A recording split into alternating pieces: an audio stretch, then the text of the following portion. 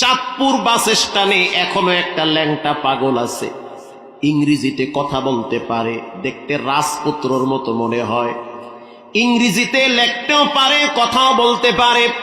মানুষ যদি তাকে বলে কিছু খাইছো, সে ইংরেজিতে উত্তর দেয়, প্রত্যেকটা কথা সে ইংরেজিতে বলে, অথচ পাগল হয়ে গেছে, ল্যাংটা অবস্থায় বসে থাকে। মানুষ দূর থেকে একটা চিরা কাপড় টাপড় দিয়া সতরটা কোনো মতে ঢেকে দেয়, লজ্জার ব্যাপার। স্থানীয় মানুষগুলা বলে এই যুবকের কপালে মায়ের অভিশাপ লাগছে, মায়ের অভিশাপ এমন ভাবে লাগছে রব্বুল আলামিন পাগল বানায় দিছে। মায়ের বরদোয়া অ্যাটেম বোমের মতো কাজ করে। মা যদি খারাপ হয় তারপরও সে তোমার মা, তার সাথে খারাপ ব্যবহার করা যাবে না। মা যদি পতিতালয়ের বেশ্যাও হয় তারপরও সে তোমার মা, সে থাকবে তোমার মাথার উপরে। খবরদার সন্তান, সফলতা যদি চাও মায়ের পায়ের কাছে যাও। এলাকার মানুষ বলল, হুজুর এর অধপতন হওয়ার পিছনে সবচেয়ে বড় কারণ মায়ের বরদোয়া লাগছে, ও মায়ের কষ্ট দিয়েছে। ও একজন শিক্ষিত ছেলে, মাল্টি ন্যাশনাল কোম্পানিতে চাকরি করত, লক্ষাধিক টাকা বেতন পাইত। বাবা অল্প বয়সে বিদায় হয়ে গেছে, কবরে চলে গেছে।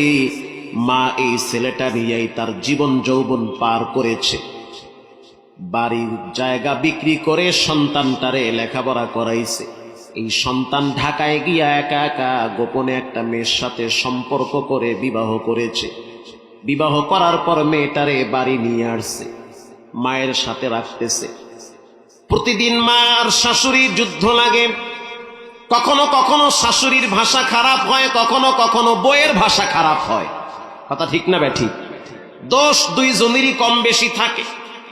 বউ কখনোই শাশুড়িকে মায়ের মতো মনে করতে পারে না, মা কখনো পুত্রবধূকে নিজের মেয়ের মতো মনে করতে পারে না। এ কারণেই ঝগড়া বেশি লাগে, ঝগড়া লেগেই থাকে। বউ শাশুড়ির ঝগড়া আর মারামারির কারণে অনেক যুবকের জীবন তেজপাতা হয়ে যায়। কোন দিকে যাবে, একদিকে মা আর একদিকে বউ, এটা একটা জটিল জিনিস। এটার সমাধান নিজেকেই করা লাগবে, অন্য কেউ করতে পারবে না। ঘটনাক্রমে একদিন রাত্রে ঘরে আইসা স্ত্রী বলতে আছে, স্বামী আমার, এই ঘরে আমি থাকবো না, হয় তোমার মা থাকবে। যদি আমাকে রাখো তাহলে মাকে বের করে দিতে হবে, আর যদি তোমার মাকে রাখো তাহলে আমাকে নিয়ে যেতে হবে, আমি এখানে থাকবো না। যুবক এবার রাগান্বিত কণ্ঠে মায়ের কাছে গিয়ে বলল, মা তোমাকে